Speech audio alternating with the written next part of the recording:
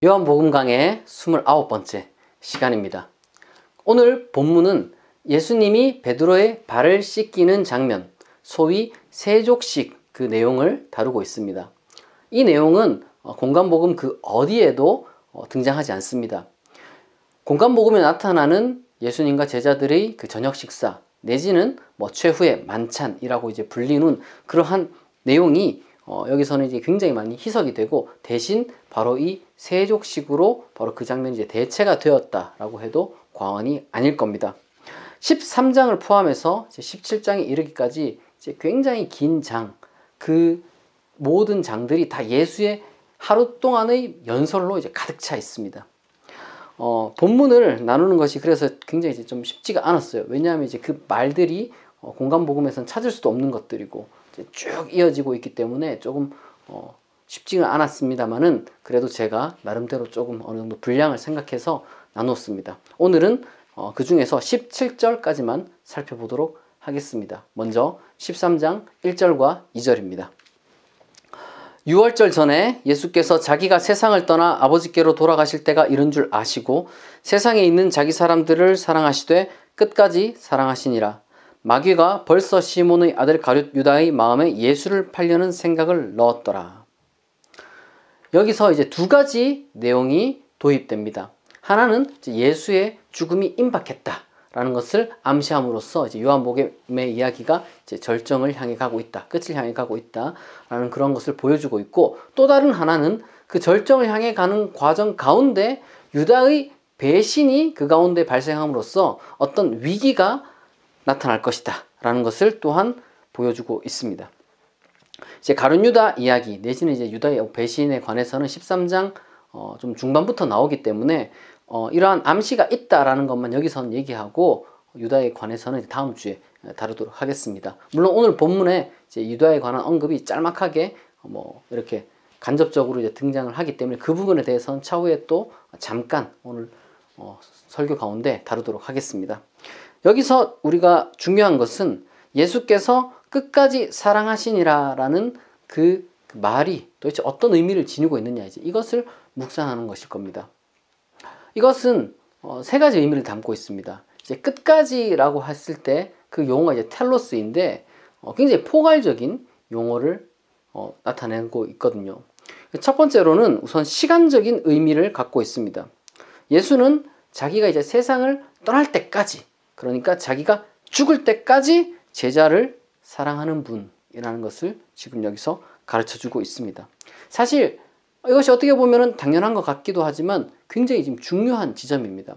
공간복음을 이미 읽은 독자들 내지는 우리는 이제 많은 기독교인들이 이미 이제 복음서의 내용 그리고 이제 예수의 인생이 어떻게 될지 다 알고 있는 우리 기독교인들 같은 경우는 예수가 체포될 때부터 그가 재판을 받아 십자가 처형을 당하는 그 과정에 이르는 동안 그의 곁을 제대로 지킨 제자가 없다는 걸 다 알고 있습니다. 그러니까 요한복음은 이미 공간복음을 통해서 그리고 어떤 그 전승들을 통해서 진짜 예수가 힘들 때, 정말 예수가 지금부터 죽음에 이르는 그 과정, 그 시간 동안 제대로 그 곁을 지켰던 사람 아무도 없다는 걸 다 알면서도 예수의 마음을 지금 여기서 한 번 더 보여주는 거예요. 예수는 끝까지, 죽을 때까지 자기 제자들을 사랑했다. 그러니까 그 모든 과정 가운데서도 예수의 사랑은 변치 않았다는 거죠. 물론 이제 예수의 곁을 어떤 십자가 처형 가운데 예수 곁에 있었던 그 유일한 예외가 요한복음에 등장하긴 합니다만은 그것은 이제 그때 해당 본문에 가서 다루도록 하겠습니다. 중요한 것은 예수는 자신의 사람들이 어떠했던지 간에 끝까지 사랑하셨다. 끝까지 사랑하시는 분이다 라는 걸 우리가 기억할 필요가 있습니다. 둘째, 이것은 질적으로 완전한 사랑을 했다는 의미입니다. 물론 완전한 사랑이 어떤 것이냐 이렇게 이제 누군가 되묻는다면 거기에 대한 이제 답을 어떤 그 정의를 내리기란 굉장히 어렵겠지만 적어도 이것은 앞서 지적한 그 이제 어떤 시간적으로 끝까지 사랑했다는 것과 이제 기본적으로 연결되어 있을 것이고, 그리고 또한 한 걸음 더 나아가서 자기 자신을 그 온전히 내어줄 정도로 사랑했다는 의미가 됩니다. 예수가 왜 죽었느냐? 우리를 사랑해서 죽었죠. 그리고 이 사랑의 태도의 구체적인 한 측면이 오늘 본문을 통해서 이제 차후에 읽으면서 드러나게 될 것입니다. 뭐 미리 잠깐 말씀드리자면 바로 나보다 낫고 나보다 약한 그런 사람을 섬기고 사랑하는 것이죠. 셋째, 목적을 가진 사랑입니다. 이 텔로스가 가진 의미가 이제 어떻게 보면은 뭐 완성한다, 이제 끝까지 간다. 그리고 여기서는 이제 좀 이제 일종의 이제 목적을 갖고 있다 이런 뜻이 있는데, 이제 사랑의 대상, 그러니까 예수의 사랑은 그냥 어떻게 보면 조금은 방향 없는 사랑이 아니라 이 사랑하는 그 대상, 예수의 사랑을 받는 그 대상으로 하여금 이제 그 대상이 조금 더 온전하게 되기를 바라는 마음에 사랑을 하신다는 거예요. 제자들을 사랑하실 때 어떤 끝까지 사랑하고 죽을 때까지 사랑하고 그리고 모든 것을 바칠 정도로 사랑했는데 단순히 거기서 끝나는 것이 아니라 그 사랑을 통해서 제자들이 변하기를 바라면서 사랑했다는 거예요. 이 목적이라는 것이 그러니까 이기적인 것이 아니죠. 이기적인 것이 아니죠. 그야말로 사랑의 대상을 온전하게 만드는 그것이야말로 진정한 사랑이라 할 수 있을 것입니다. 그리고 그것이 어떻게 보면 우리가 지향해야 될 사랑의 목적이라고도 말할 수 있을 것 같습니다. 구체적으로 그러면 이 사랑이 어떤 식으로 드러날 수 있으며 그것이 우리에게 어떤 의미를 지니고 또 어떤 실천적인 교훈을 지니는지 하나씩 살펴보도록 할 텐데요. 이제 3절에서 10절 이제 상반절까지 살펴보도록 하겠습니다. 저녁 먹는 중 예수는 아버지께서 모든 것을 자기 손에 맡기신 것과 또 자기가 하나님께로부터 오셨다가 하나님께로 돌아가실 것을 아시고 저녁 잡수시던 자리에서 일어나 겉옷을 벗고 수건을 가져다가 허리에 두르시고 이에 대야에 물을 떠서 제자들의 발을 씻으시고 그 두르신 수건으로 닦기를 시작하여 시몬 베드로에게 이르시니 베드로가 이르되 주여 주께서 내 발을 씻으시나이까. 예수께서 대답하여 이르시되 내가 하는 것을 내가 지금은 알지 못하나 이후에는 알리라. 베드로가 이르되 내 발을 절대로 씻지 못하시리이다. 예수께서 대답하시되 내가 너를 씻어주지 아니하면 네가 나와 상관이 없느니라. 시몬 베드로가 이르되 주여 내 발뿐만 아니라 손과 머리도 씻어 주옵소서. 예수께서 이르시되 이미 목욕한 자는 발밖에 씻을 필요가 없느니라. 온 몸이 깨끗하니라.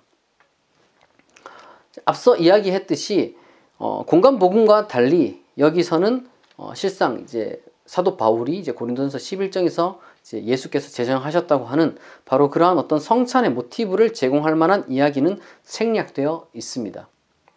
그리고 요한복음에서는 예수가 직접 실천하고 명령하신 일종의 이제 이후로는 이제 뭐 어떤 종교의식으로 제정될 그러한 것이 바로 이제 발을 씻기는 이제 세족식이 여기서 유일하게 제시되고 있습니다. 어떻게 보면은 예수께서 요한복음을 통틀어서 유일하게 제정하신 의식은 뭐 세례나 아니면 뭐 성찬 이런 것이 아니라 이제 세족식이라고 해도 과언이 아닐 겁니다. 그러니까 세례를 대신하는 일종의 정결의식 내지는 종교의식이 세워지는 역사 기원의 형식을 띈 그 어떤 그 이야기 내지는 뭐 모티브가 지금 요한복음이라는 유일한 어떤 그 창구를 통해서 지금 전달되고 있는 겁니다.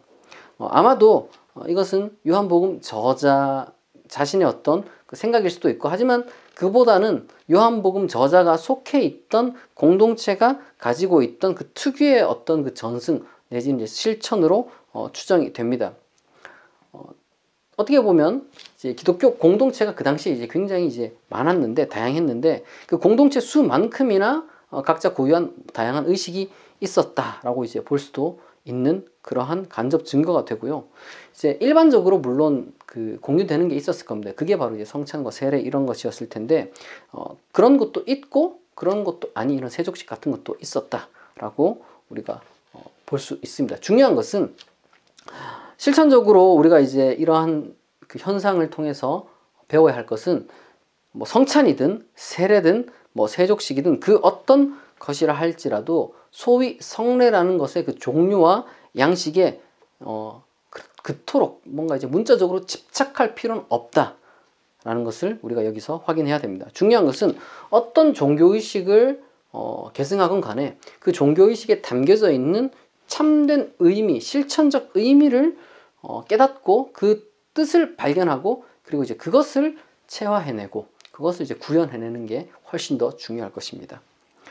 예수는 식사를 하던 도중에 갑자기 물을 떠서 이제 제자들의 발을 하나씩 하나씩 씻겨줍니다. 이제 몇 명이 모였는지 누구부터 씻겼는지는 알 수 없지만 아마도 이제 마지막에 베드로의 발을 씻겼던 것 같습니다. 식사 도중 또 무슨 이야기를 했는지 요한복음이 그렇게 막 자세히 말을 하고 있진 않습니다만은 지금 왜 예수가 갑자기 일어나서 이제 이렇게 제자들의 발을 씻겼는지 누가복음을 통해서 다소 이제 유추해 볼 수가 있습니다. 누가복음 22장 24에서 27절을 보면 제자들끼리 식사 도중에 이제 누가 크냐 하는 그러한 다툼이 일어났다고 합니다. 요한복음 저자는 그 누가복음의 내용을 알았을 것이고 바로 그 내용을 지금 여기서 이제 가지고 와서 지금 이 장면을 구현해 낸 것이죠. 요한복음 저자가 지금 이 장면에서 정말로 누가복음을 참고했느냐에 대한 그런 간접 증거는 곧 살펴볼 누가복음과 요한복음이 이제 동일하게 인용하는 그 격언인데요. 그 이제 종이 주인보다 상전보다 높지 않다라는 그 구절에 대한 그 어떤 그 공유인데 아마도 그것은 당대에 통용되던 일반적인 속담이었을 확률이 높습니다. 어쨌든 예수가 베드로의 발을 씻기려 하자 베드로는 거부를 합니다. 그러자 예수는 자신의 섬김을 거부하면 자신과 베드로 너는 이제 상관이 없다라고 이렇게 이제 답변을 합니다. 그러자 베드로는 그러면 나 다 씻겨 주십시오 하고 이제 거의 뭐 목욕까지 요구를 하게 되는 거죠. 그러니까 이번에도 예수님은 그건 또 너무 과도한 것이다. 그럴 필요가 없다라고 하면서 베드로의 그런 요청을 또 거절합니다.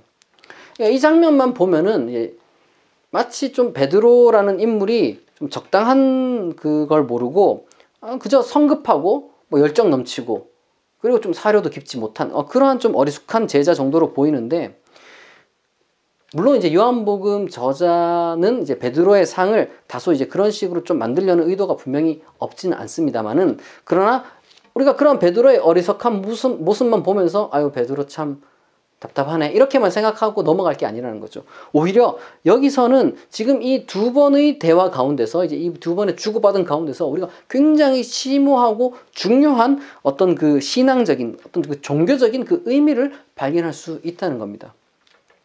첫째로 이제 베드로가 처음에 이제 예수 그리스도께서 이제 발을 씻기려고 하는 것을 이제 거부했는데 거기에 대해서 예수가 그러지 마라. 그렇게 하면 너랑 나랑 상관이 없다. 지금 이렇게 말씀하셨잖아요.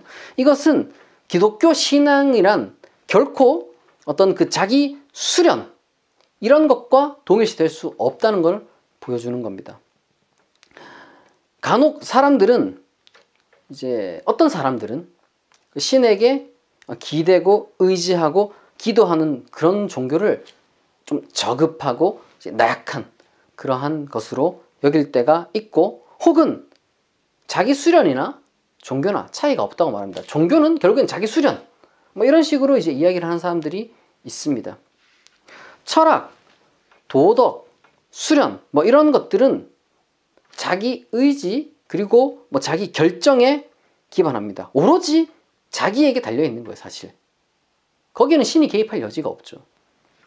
그러나 그에 비해 기독교의 경건은 그렇지 않습니다. 분명히 자기 의지와 자기 결단이 있지만 하나님께 의존하고 하나님께 감사하고 하나님의 도움을 받아서 뭐 인내하고 그 감격하고 그리고 바로 그 하나님의 은혜로 힘을 얻어서 심지어 도덕적 성숙과 선의 실천도 가능하다라고 이야기를 합니다. 오로지 스스로 도덕적 성숙, 어떤 그 선의 실천, 그 다음에 어떤 그 자기 마음 다스림 이런 것들이 가능하다고 하는 것은 엄밀하게 말하면 기독교랑은 상관이 없는 것들이죠. 예수의 세족식은 아마도 이제 세례라는 정결례를 이제 대신하는 것으로 보이는데 그렇다면 이 정결례라는 것이 의미하는 게 뭘까요? 죄의 문제를 해결하는 것이잖아요. 그러니까 죄에 대한 어떤 그 문제가 이제 해결되었다는 것을 어떻게 보면 상징하는 그런 의식인데 세족식이 의미하는 바는 바로 그러한 죄의 문제에 있어서 하나님의 도움을 받아야만 한다. 그것을 지금 상징하고 있다는 겁니다. 말하자면 기독교인은 어떻게 보면 고전적인 표현인데요. 믿음으로 말미암아 하나님의 도움을 통하여 혹은 하나님의 은혜를 통하여 죄를 용서받고 죄책감으로부터 해방되고 그리고 죄를 짓지 않을 수 있는 그러한 능력을 수여받습니다. 지금 이 문장은 오로지 신앙에 기반해서만 표현할 수 있는 것이지 아무리 철학, 도덕, 자기 수련을 한다고 해서 이러한 문장이 자기 고백으로 나오는 건 아니죠. 왜냐하면 거기에는 하나님이 없으니까. 기독교는 하나님의 도움을 배제하지 않습니다. 하나님과의 관계를 배제하지 않습니다. 오히려 그것이야말로 기독교 경건, 그것의 어떻게 보면 기본이라고 할 수 있습니다. 그리고 둘째, 베드로가 목욕을 요청하고 거기에 대해서 예수는 이제 거부를 하는데요. 이것은 동시에 이 기독교의 신앙, 기독교적 경건이라는 것이 결코 자기 만족의 어떤 그 등가되는 그런 게 아니라는 거예요. 이 세족식 도입과 더불어서 제 목욕 요청 거부는 아마도 좀 확신을 갖고서 지적하기 다소 어려울 수 있지만 분명히 역사적, 변증적 그런 맥락 가운데서 나온 거는 맞아요. 그래서 몇몇 학자들은 당대의 종교 집단들이 이제 다양한 정결례 의식을 가지고 있었는데 이제 뭐 바리새파, 에센파 그리고 뭐 세례요한 그런 추종자 집단이 있었겠죠. 그런 등등이 각기 다른 어떤 정결례에 대한 이제 조금씩 다른 그런 어떤 그 경쟁 구도 같은 게 있었을 겁니다. 어떻게 씻어야 되는 게 옳냐, 어떤 방식으로 씻어야 되느냐, 어디서부터 어디까지 씻어야 되냐, 뭐 이런 것도 있었을 텐데, 근데 뭐 그러한 경쟁 의식이 이제 요한복음 공동체에도 이제 반영되어 있는 것이 아니냐라고 이렇게 이제 학자들은 생각을 합니다만, 뭐 그것은 뭐 학자들 간의 어떤 그 어떻게 보면 이제 연구할 내용이고, 그보다 우리가 좀 집중해야 되는 것은 결국에는 실천적이면서도 이제 어떻게 보면 이제 구성적인 그런 신앙의 의미일 텐데, 이 베드로의 목욕 요청에 대한 이제 예수의 거부로서 이제 상징하는 것은 무엇이냐? 소위 하나님의 뜻에 대해서 자의적인 해석을 하지 말라는 거예요. 하나님의 뜻에 대해서. 그런데 이게 도대체 무슨 말인가? 결국에는 그런 것이 어떤 믿음에 기반한 것이라면 어떻게 보면 내 생각, 나의 깨달음이 또 들어가는 것이 아닌가? 뭐 여러 가지 많은 좀 복잡한 생각이 들 수가 있는데, 제가 이해를 돕기 위해서 조금 와닿을 만한 그런 어떤 경험 하나, 제 경험이라기보다는 어떤 청년이 이제 저에게 와서 이야기를 나누었던 그 내용을 좀 여러분들에게 말씀을 드려보겠습니다. 이제 언젠가 어떤 한 청년이 이제 저를 찾아왔어요. 그리고 이제 제 설교를 듣고 이제 그렇게 물었던 건데, 정말로 하나님이 우리 인간 한 사람 한 사람이 행복을 바라는 분이시라면, 그런 사랑이 하나님이라면, 그러면 자기 자신이 마약을 하건 뭘 하건 거기에 대해서 내가 기뻐하면 그럼 하나님은 그것도 응원하는 분이냐? 뭐 이렇게 이제 물어봤던 것이죠. 뭐 아이를 갖고 물어본 건 아니라 정말로 조금 이제 헷갈려 하면서 이제 저를 찾아왔었거든요.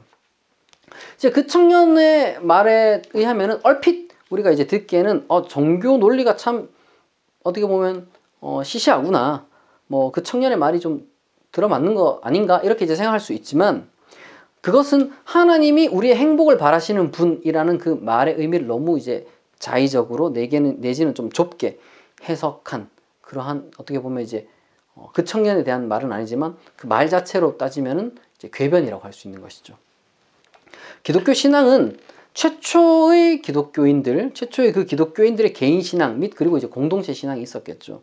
이제 그러한 신앙 경험으로부터 이제 계승되고, 또한 단순히 이제 문자적으로 계승만 된 게 아니라 끊임없이 어떤 상호작용을 통해서 그리고 반성을 통해서 이제 발전한 그런 역사적인 형태를 띠고 있습니다. 하늘에서 뚝 떨어진 게 아니죠, 우리의 신앙이라는 것이.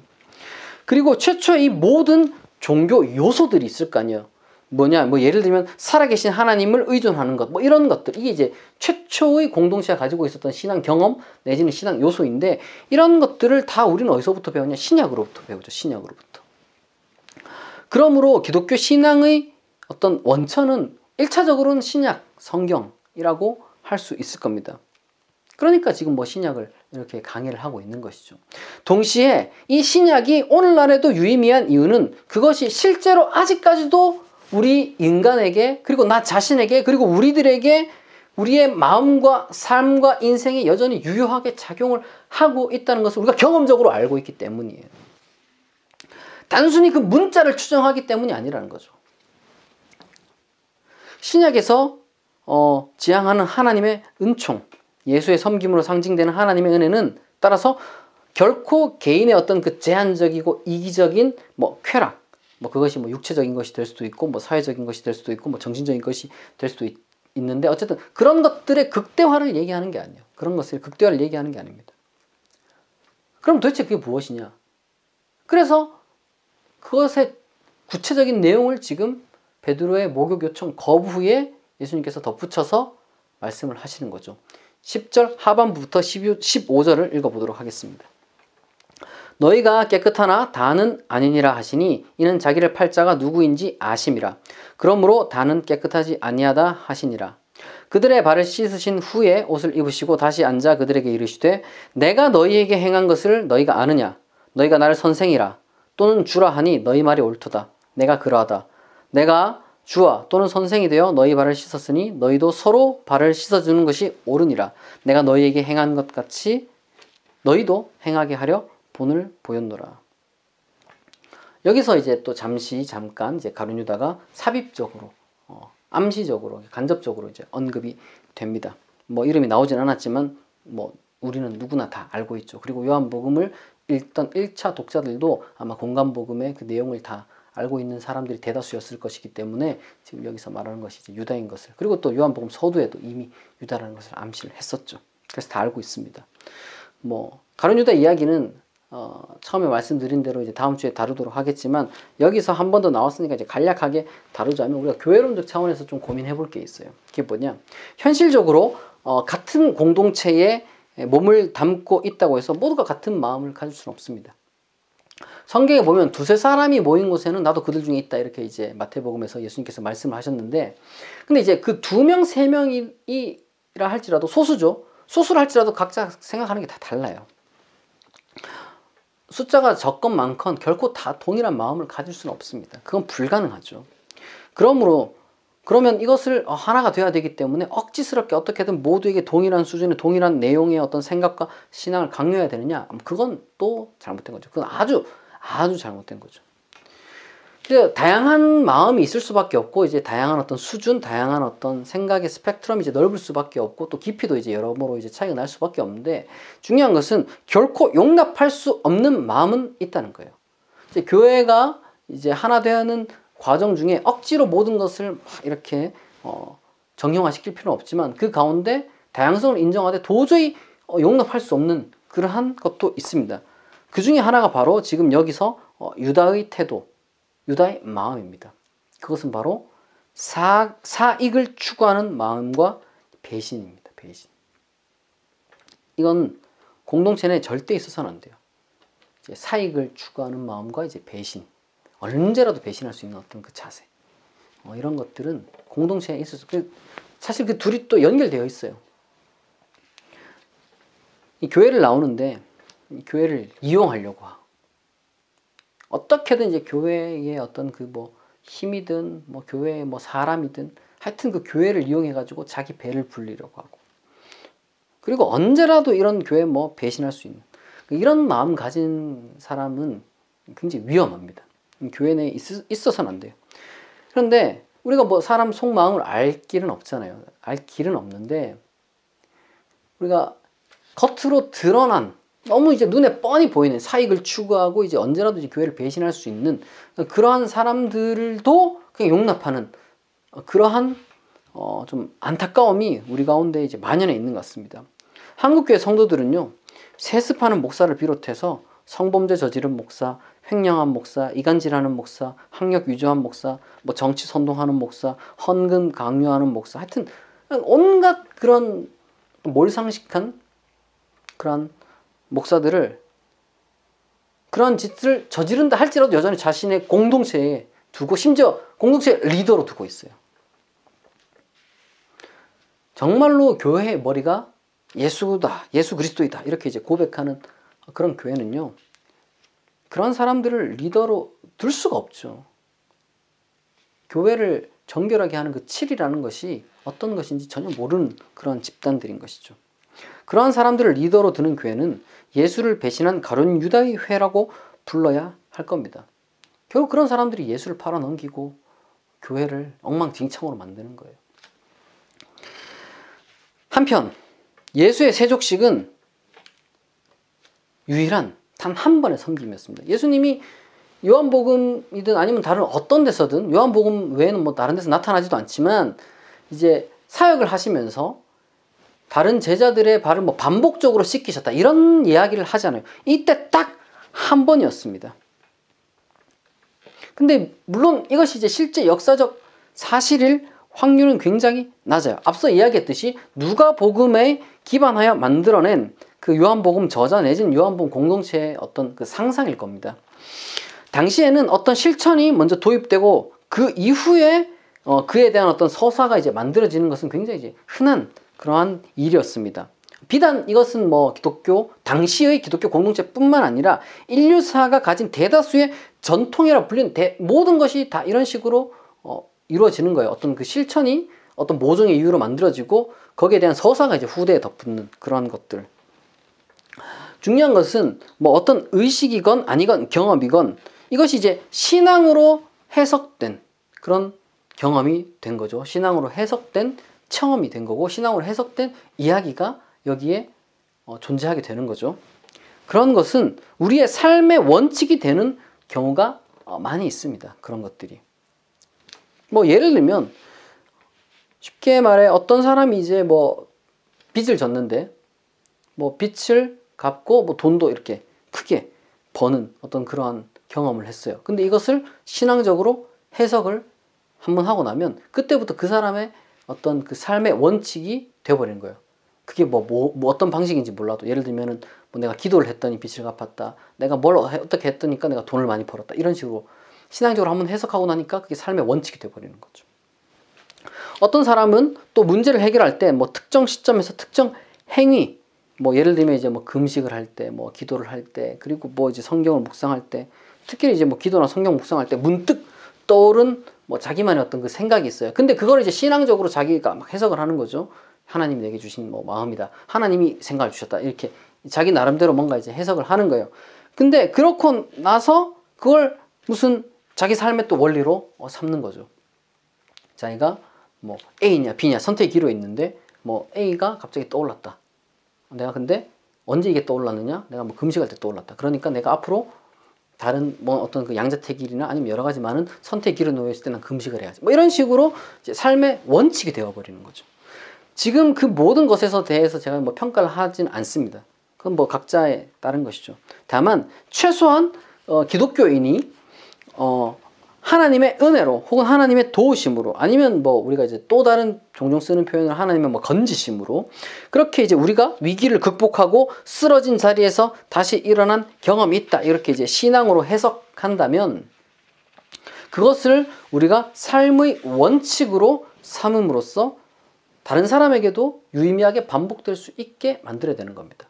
삶의 원칙이 반복되게 하는 게 아니라 하나님의 도우심이 반복되게 해야 된다는 거예요.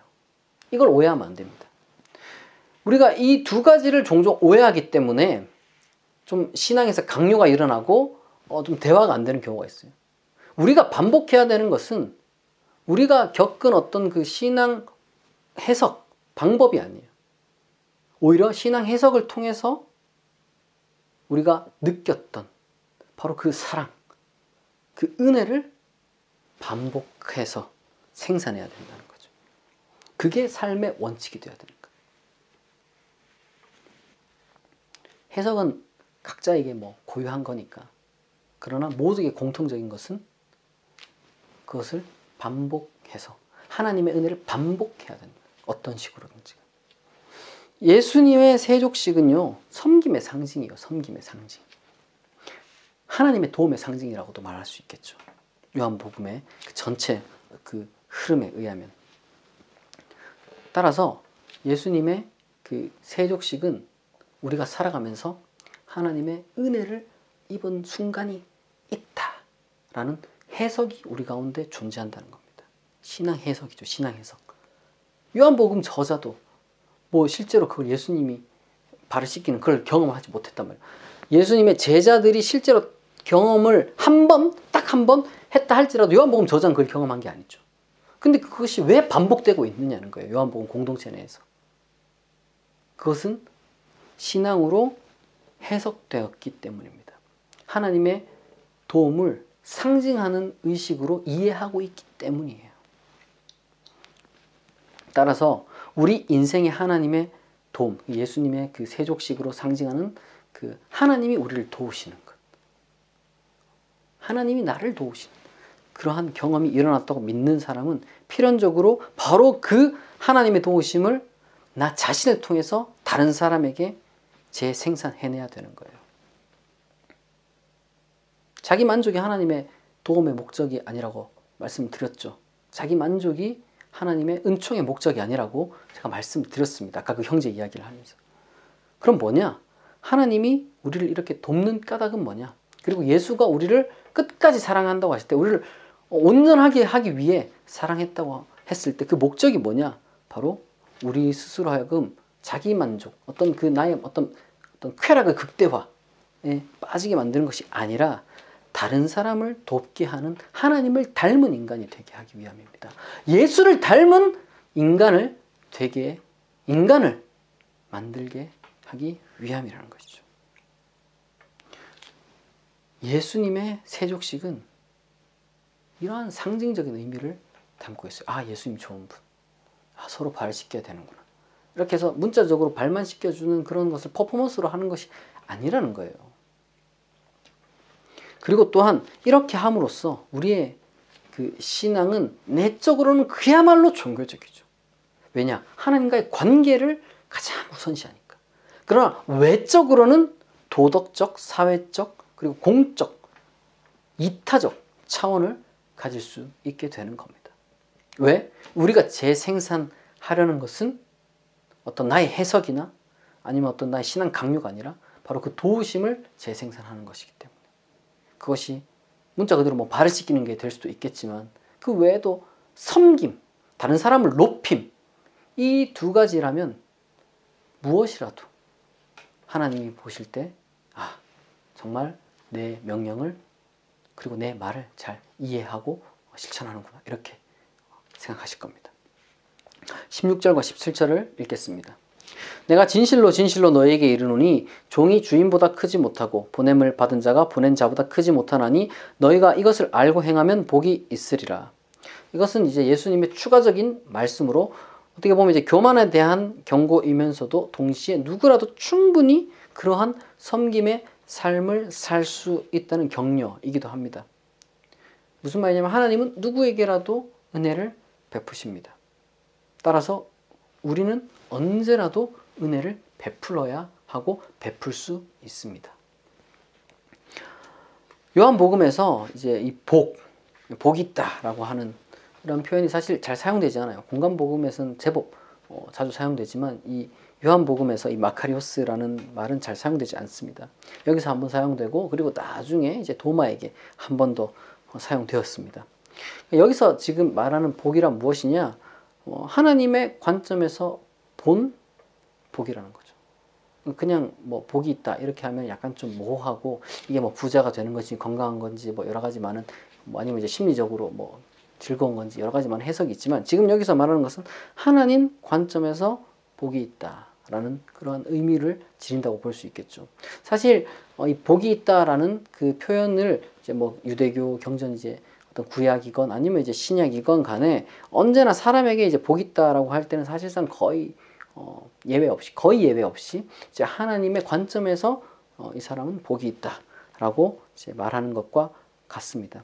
근데 이제 그 말인즉슨 이제 사람의 기준 혹은 이제 세속적인 기준으로 따를 때는 조금 뭐 안 맞을 수도 있어요. 무슨 말이냐? 저 사람이 복이 있다라고 이제 하나님 말씀하셨는데 뭐 세상에서 볼 때는 정말 저게 복이 있는 건가 이제 갸우뚱할 수 있는 경우도 있고 아 정말 복이 있는 건 맞구나라고 그렇게 이제 긍정할 경우도 있다는 거죠. 따라서 우리에게 어떤 식으로 이 땅 가운데서 하나님의 관점으로 복이 있는 사람이 어떤 유익을 누릴지는 우리는 몰라요. 그게 가장 정직한 겁니다. 어떤 사람은 하나님께 복을 받으면 장수한다. 어떤 사람은 하나님께 복을 받으면 뭐 이제 돈이 많아진다. 어떤 사람은 하나님께 복을 받으면 뭐 어떻게 된다. 이런 여러 가지 많은 이야기들을 하지만 사실 우리는 모릅니다. 그건 하나님만이 아시는 거죠. 그냥 하나님만이 아시는데 최소한 이 복이라는 것이 저 교만과 핑계를 피하고 정직하게 하나님의 은혜를 입었다고 이제 고백을 하고 그리고 그 은혜를 모방하여서 다른 사람에게 베푸는 사람, 다른 사람을 높이고 다른 사람을 섬기는 그런 사람에게는 어쨌든 하나님의 관점에서 본 복이 이루어진다라는 것이고 따라서 참된 행복이 그 사람에게 반드시 주어질 것이다 라는 그런 확신을 주는 말입니다. 완벽한 보증이 바로 어떤 사람에게 있느냐? 이 사람은 분명히 언젠가 혹은 뭐 저 사람은 이제 내세라 할지라도 어쨌거나 그 사람에게는 복이 있다라고 했을 때 그 복이 있다는 말은 하나님이 보증하는 것이기 때문에 우리가 정말 그러한 섬김의 삶을 사는데 또 다른 하나의 힘이 되는 거죠. 사실 하나님이 우리 연약한 걸 알고 있기 때문에 우리에게 그런 삶을 살게 하시고 그런 삶을 살도록 명령하시고 그러한 삶을 사는 자에게 복을 주시는 분입니다. 여러분 이걸 믿으시기 바랍니다. 그럼 좀 우리가 어때요? 힘이 나죠. 우리는 하나님께로부터 은혜를 입은 사람이고 그리고 하나님의 그 은혜를 다른 사람에게 또한 전달할 수 있는 그런 삶을 살 수 있어요. 그리고 그 삶을 사는 사람은 하나님이 보실 때 복이 있는 사람입니다. 우리 하나님은 가혹한 분이 아니에요. 엄격하게 도덕적인 의무만 요구하는 분이 아니라 복을 주시는 분이라는 것을 여러분 믿으시기 바랍니다. 우리가 오늘 이 세족식 장면을 통해서 배운 것처럼 하나님이 친히 우리에게 섬김의 자세를 보여주셨습니다. 우리는 감사한 마음으로 하나님의 은혜를 누리면 됩니다. 더 나아가서 우리가 이 은혜를 입은 자로서 예수님의 말씀대로 우리도 이제 서로 예수님의 본을 보인 거니까 우리도 서로 이것을 한 사람 한 사람을 귀하게 여기고 나보다 높은 사람으로 여기고 섬기는 자세로 우리가 살아간다면 그런 사람은 하나님이 복을 주실 겁니다. 여러분 복된 삶을 살기를 진심으로 축복합니다. 기도하겠습니다. 자비하신 하나님, 세상은 누가 크냐 이걸로 싸우지만 우리는 그러한 싸움으로부터 멀어져 가장 크신 하나님의 아들 예수가 낮아지고 몸을 숙이고 발을 씻기신 그 일을 마음에 새깁니다. 그 의미를 기억하고 그 모범을 본받아 실천하며 살아가는 우리가 되게 하옵소서. 예수 그리스도의 이름으로 기도합니다. 아멘.